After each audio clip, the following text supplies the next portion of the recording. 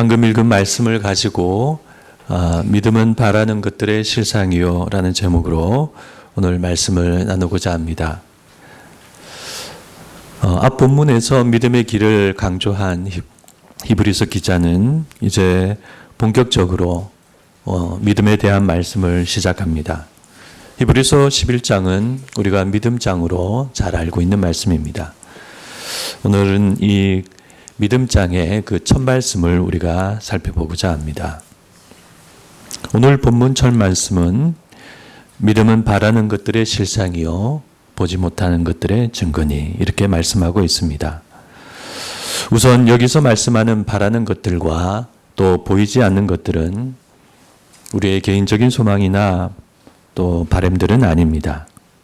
히브리서 기자는 그런 우리의 개인적인 소망이나 바람이나 소원을 말하는 것이 아니라 하나님께서 믿는 자에게 주신 소망들, 즉 우리의 새로운 삶과 최종 구원과 하나님의 나라와 하나님의 인도하심과 함께하심을 말씀하고 있는 것입니다. 그러므로 믿음은 바라는 것들의 실상이요 라는 말씀은 우리가 바라는 하나님과 하나님의 손길과 하나님이 주신 소망에 대한 실상이라는 말씀입니다. 참 위로가 되고 은혜가 되는 말씀입니다. 그런데 믿음은 실상이다 라는 말씀은 구체적으로는 어떤 의미일까요? 참 좋은 말씀 같은데 아쉽게도 선뜻 그 의미가 떠오르지는 않습니다. 그 이유는 이 말씀에 있는 실상이라는 말 때문입니다. 대체로 우리는 실상이라는 말을 이렇게 사용합니다. 북한 주민들의 실상, 또 피해 주민들의 실상. 그래서 일반적으로 실상은 실제 상황, 실제 상태라는 의미이죠. 그런데 오늘 말씀의 실상이 그런 의미일까요? 믿음은 바라는 것들의 실제 상황 혹은 실제 상태이다. 이렇게 보면은 실상을 실제 상황보다는 실제 상태라고 보는 것이 좀 더 어울리는 것 같습니다. 그러면 이 말씀은 이렇게 됩니다. 믿음은 바라는 것들의 실제 상태이다. 그런데 그렇게 해도 뭔가 부족한 느낌이 듭니다. 그래서 우리가 이 말씀을 잘 이해하기 위해서는 여기서 말하는 이 실상이라는 말에 해당하는 원어를 한번 찾아보아야 합니다. 실상은 헬라어 원어로 휘포스타시스라는 말인데 이 말은 아주 광범위한 다양한 의미를 가지고 있습니다. 우리말에도 그런 말이 있죠. 정이라는 말이 대표적인 그런 말입니다. 정은 감정도 되고 정서도 되고 사랑도 되고 우정도 되고 그렇게 복잡한 말입니다. 그런 것처럼 이 휘포스타시스라는 말도 그런 다양한 의미를 가지고 있어서 사용하는 사람과 문맥에 따라 달라집니다. 그래도 크게 두 가지 의미로 정리할 수 있습니다. 첫째는 실체, 실제, 실물, 그리고 본체, 본질이라는 의미입니다. 예수님에 대해 말씀하는 히브리서 1장 3절 말씀의 휘포스타시스가 이런 뜻입니다. 이는 하나님의 영광의 광채시요 그 본체의 형상이시라. 두 번째는 확신, 신뢰라는 의미입니다. 히브리서 3장 14절 말씀의 휘포스타시스가 이런 뜻입니다. 우리가 시작할 때에 확신한 것을 끝까지 견고히 잡고 있으면 그리스도와 함께 참여한 자가 되리라. 그래서 휘포스타시스를 첫 번째 의미로 생각하느냐 아니면 두 번째 의미로 생각하느냐에 따라 이 말씀이 달라집니다. 첫 번째 의미로 생각하면 믿음은 바라는 것들의 실체이다 라고 해석됩니다. 이렇게 되면 믿음은 바라는 것들에 대한 객관적 실체가 된다는 의미입니다. 그래서 아직 이루어지지 않았지만 이루어진 것이나 다름없는 아주 강한 의미가 됩니다. 예를 들어서 천둥과 번개는 하나이죠. 둘은 항상 같이 옵니다. 번개가 먼저 번쩍이면 조금 뒤에 반드시 천둥이 울립니다. 그런 것처럼 믿음은 바라는 것들에 앞서 우리에게 오고 믿음이 오면 반드시 바라는 것들이 성취된다는 것입니다. 한편 두 번째 의미로 생각하면 믿음은 우리가 바라는 것들에 대한 확신이요라고 해석됩니다. 믿음은 바라는 것들에 대한 우리의 주관적인 확신이라는 것이죠. 그러면 이것은 우리가 믿음에 대해 평소 잘 알고 있는 일반적이고 평범한 의미가 됩니다. 그러면 이 두 해석 중에 어느 것이 올바를까요? 믿음은 우리가 바라고 소망하는 것들에 대한 객관적 실체일까요? 아니면 믿음은 우리가 바라고 소망하는 것들에 대한 우리의 주관적인 확신일까요? 히브리서 기자는 지금 믿음을 강한 의미로 말하고 있는 걸까요? 아니면 평범한 의미로 말씀하고 있는 걸까요? 네, 일단 이 말씀의 해석은 학자들이나 주석들이나 성경들 사이에서 통일되지 못하고 있습니다. 첫 번째 의미로 보기도 하고 두 번째 의미로 보기도 합니다. 한글 성경도 그렇습니다. 지금 우리가 보고 있는 이 개역개정 성경은 원어를 직역해서 그냥 실상이라고 모호하게 번역해 놓고 있습니다. 그래서 해석에 따라 첫 번째 의미가 될 수도 있고 두 번째 의미가 될 수도 있습니다. 그런데 현대어 성경은 첫 번째 의미로 번역합니다. 믿음은 우리가 바라는 것들에 대한 실물이며, 그러나 쉬운 성경은 두 번째 의미로 번역하고 있습니다. 믿음은 우리가 바라는 것들에 대해 확신하는 것입니다. 이런 모습은 영어 성경들도 비슷합니다. 영어 성경들은 두 번째 의미인 확신으로 번역하거나 아니면 첫 번째와 두 번째 의미의 그 중간인 보증으로 번역하는 것이 많습니다. 믿음은 우리가 바라는 것들에 대한 보증이며, 보증이라는 말은 믿음은 우리가 바라는 것들에 대한 실물까지는 아니지만 그러나 단순한 확신보다는 훨씬 더 큰 것이다 라는 의미입니다. 해석이 이렇게 나누어지는 것은 뒷문장에 가서도 마찬가지입니다. 믿음은 보이지 않는 것들의 증거니, 여기서 증거라는 말은 엘렌코스라는 말인데 이 말은 문맥에 따라 증거라는 의미도 되고 내적 증거, 즉 확신이라는 의미도 됩니다.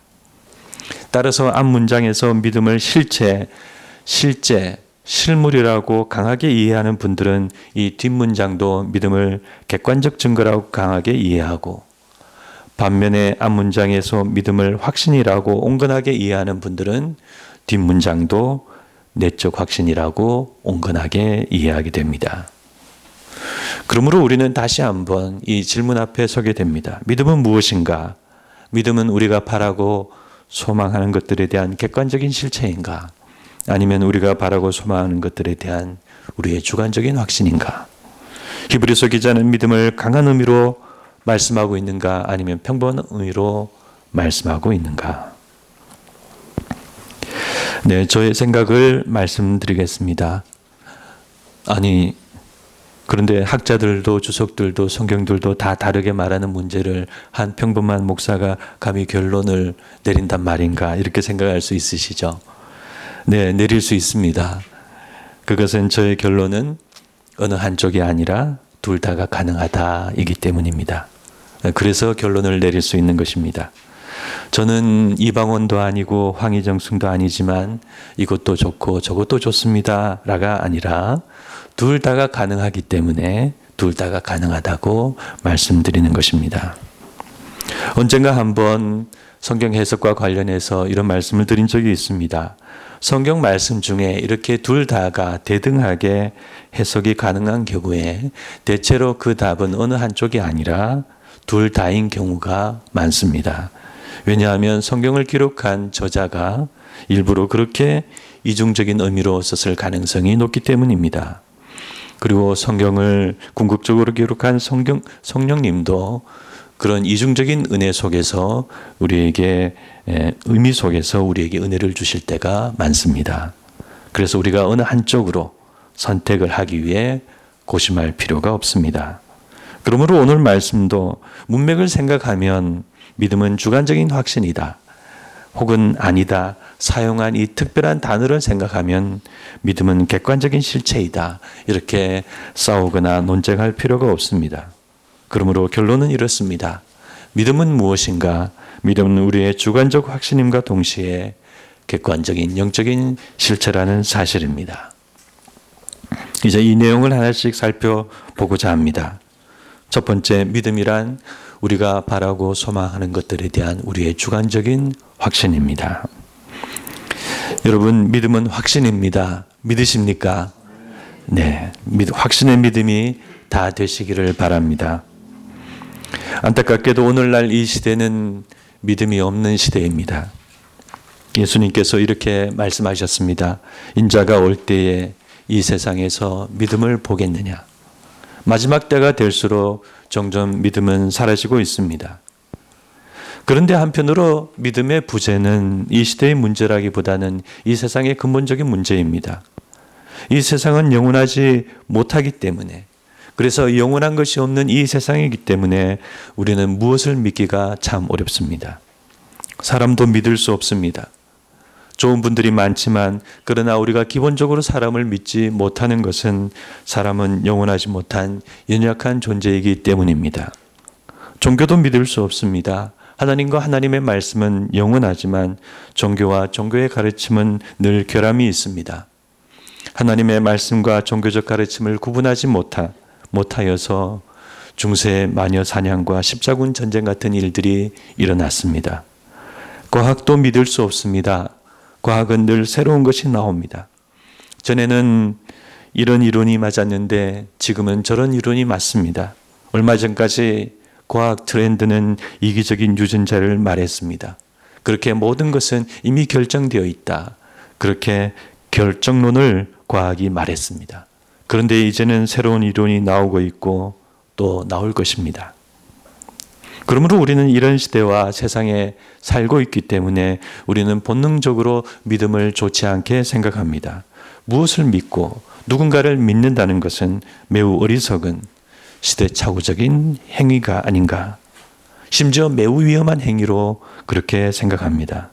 그래서 이런 시대 속에 사는 우리 불신자들은 우리 믿는 자들을 향해서 하나님과 하나님의 말씀을 의심 없이 믿고 있는 우리의 모습을 종교적인 확증 편향에 갇힌 것이 아닌가라고 낮추어 봅니다. 이렇게 지금 이 세상은 아무것도 믿을 수 없습니다. 사람도 종교도 과학도 지식도 믿을 수 없고 그래서 아무것도 믿지 못하고 믿음을 모르는 세상이 되었습니다. 그러나 우리는 비록 이런 세상에 살고 있다 할지라도 참된 믿음을 아는 사람이 되어야 합니다. 비록 어두운 세상이지만 하나님은 이 세상과 우리들에게 참된 믿음을 주셨습니다. 우리가 누군가를 깊이 사랑하면 거기엔 반드시 아름다운 믿음이 있습니다. 우리가 사랑하는 자녀를 낳고 기르면 거기에도 아름다운 믿음이 존재합니다.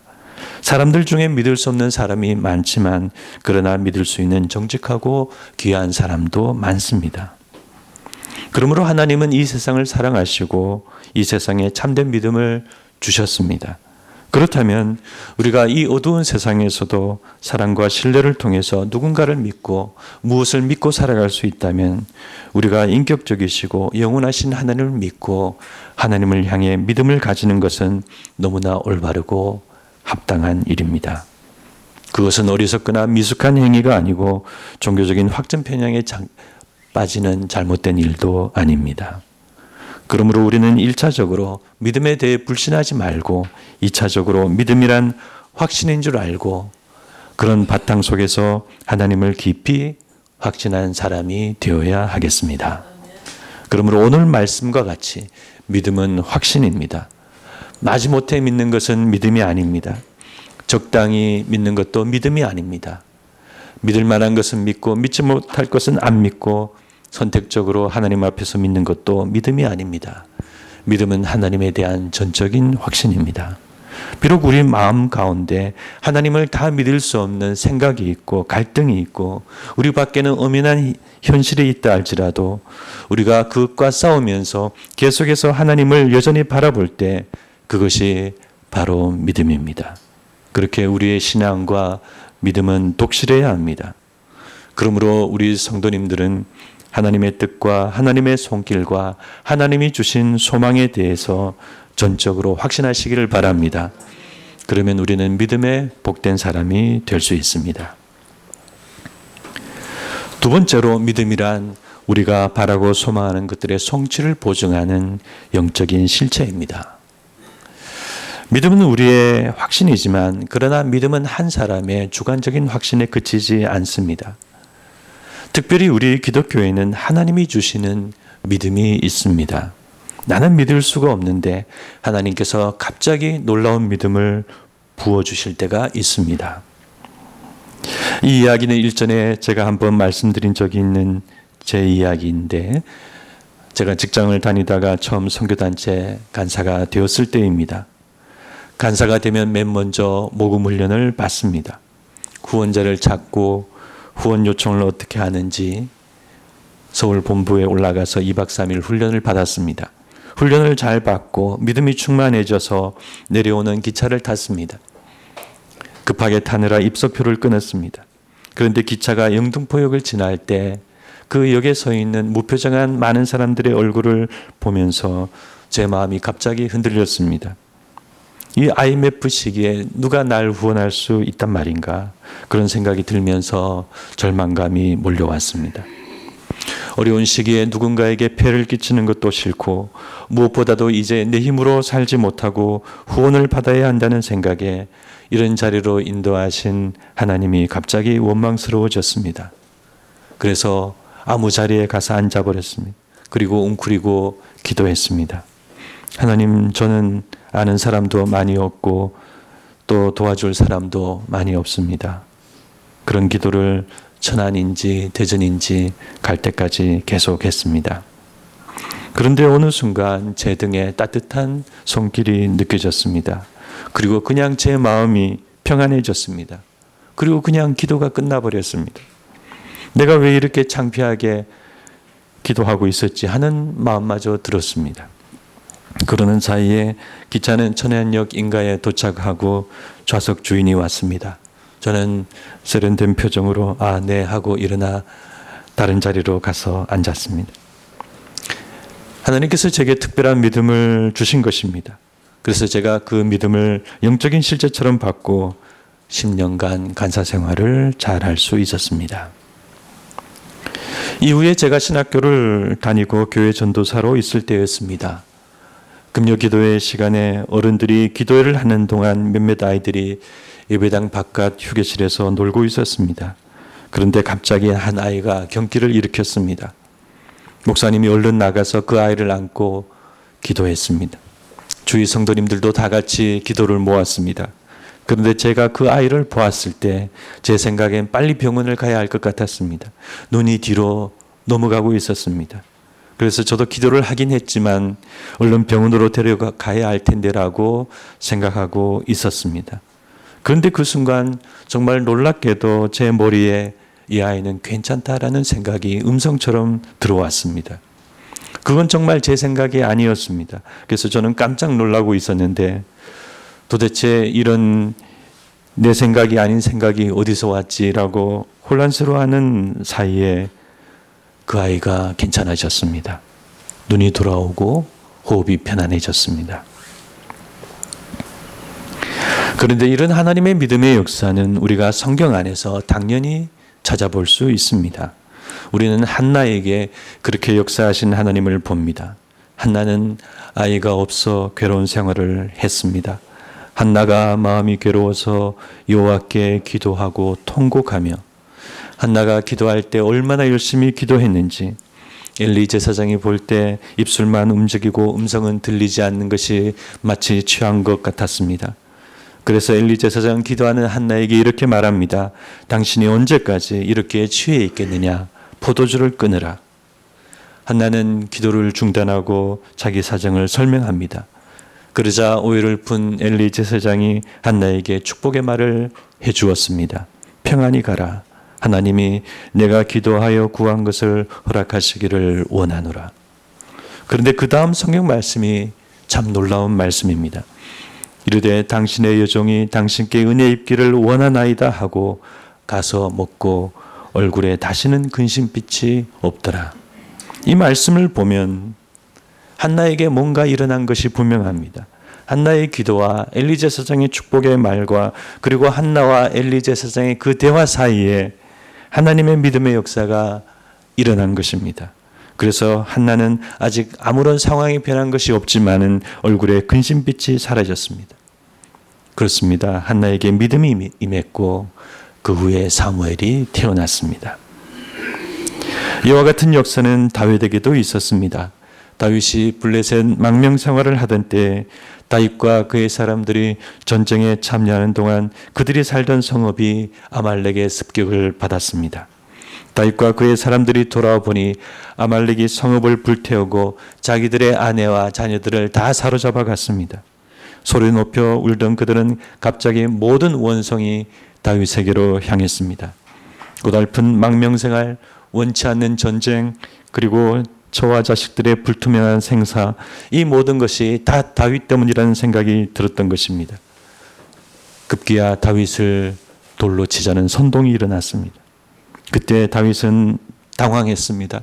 자기 역시 아내를 빼앗겼는데 백성들은 자신을 원망하고 이 상황을 어떻게 해야 할지 몰랐습니다. 그 상황을 사무엘상은 이렇게 말씀합니다. 백성들이 자녀들 때문에 마음이 슬퍼서 다윗을 돌로 치자 하니 다윗이 크게 다급하였으나, 예전 성경 말씀에는 이 다윗이 크게 다급하였다는 말을 다윗이 크게 궁급하였다라고 표현하고 있습니다.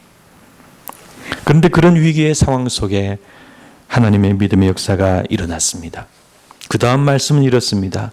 다윗이 크게 다급하였으나 그의 하나님 여호와를 힘입고 용기를 얻었더라.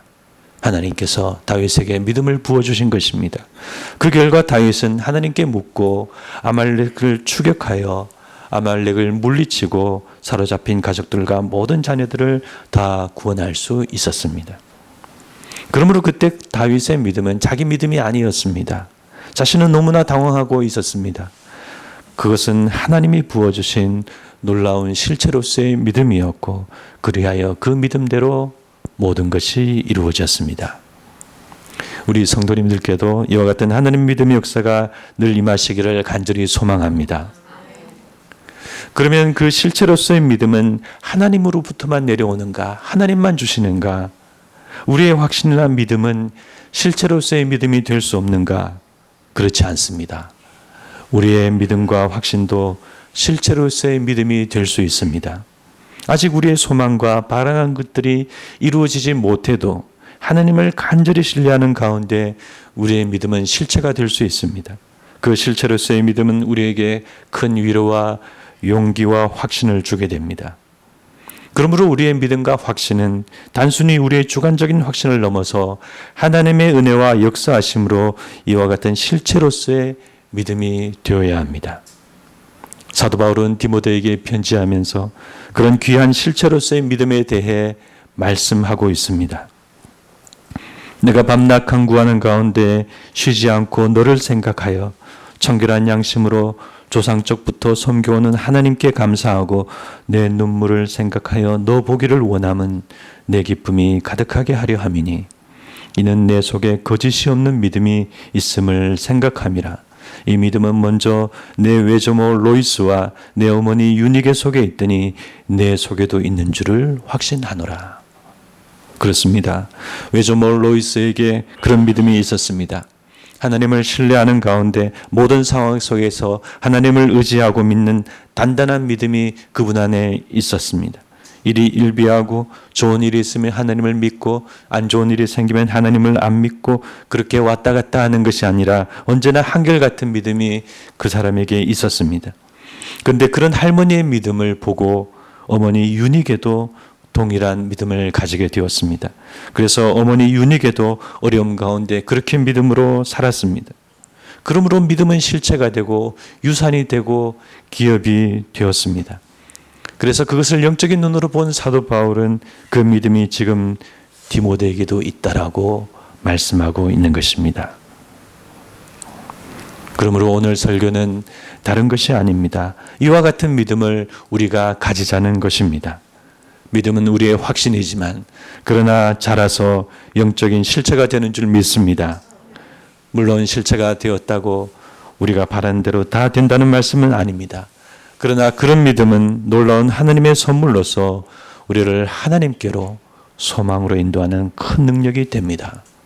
아무쪼록 우리 성도님들과 우리 교회가 그런 믿음의 반석 위에 든든히 항상 서 있기를 간절히 기도합니다.